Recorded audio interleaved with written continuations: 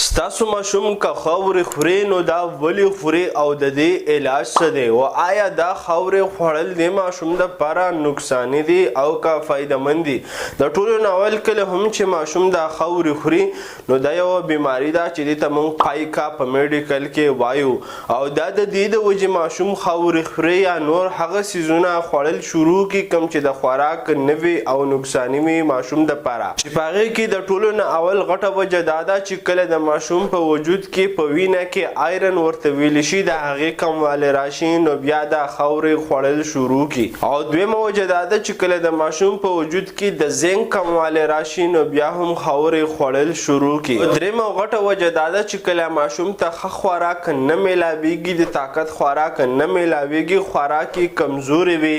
نو بیا دا هم خاورې خوړل شروع کړي او څلورمه وجه دا ده چې څوک په خاورو خوړلو باندې وویني یا ذهني او عصبي لږه مسله پکې راشي نو بیا هم ماشوم خاورې خوړل شروع کړي آیا د دې نقصانات شته او که نشته د دې بالکل نقصانات شته دی د ټولو نه اول د هغه چې کومې کلمې دي په هغه کې چینجي ډېر زیات را پیدا شي دویم دا چې د هغې کلمو کې به خرابي راشي دریم دا چې د هغې کلمې بندولې هم شي او قبض یې اسې هم جوړوي نو د دې نه د خلاصي او د بچاو او د علاج دپاره چې کوم څیزونه دي هغه دا دي چې د ټولو نه اول د ماشوم په وجود کې د آیرن د کموالي میډیسن هغه ته میلاو شي دویم دا چې د زنک د کموالي میډیسن هم ورته میلاو شي دریم دا چې د هغه خوراک بهترین خوراک جوړ شي چې په هغه کې غوښه وي انډه وي سبزي وي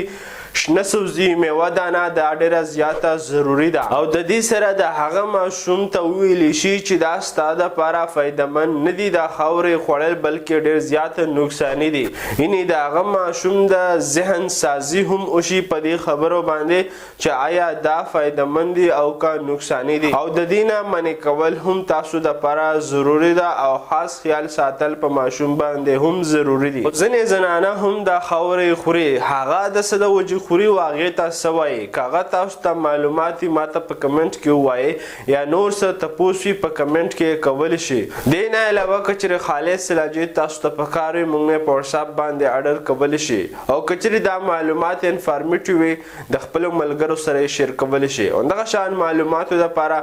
زموږ پاڼه فالو او سبسکرایب کولی شي شکریه الله حافظ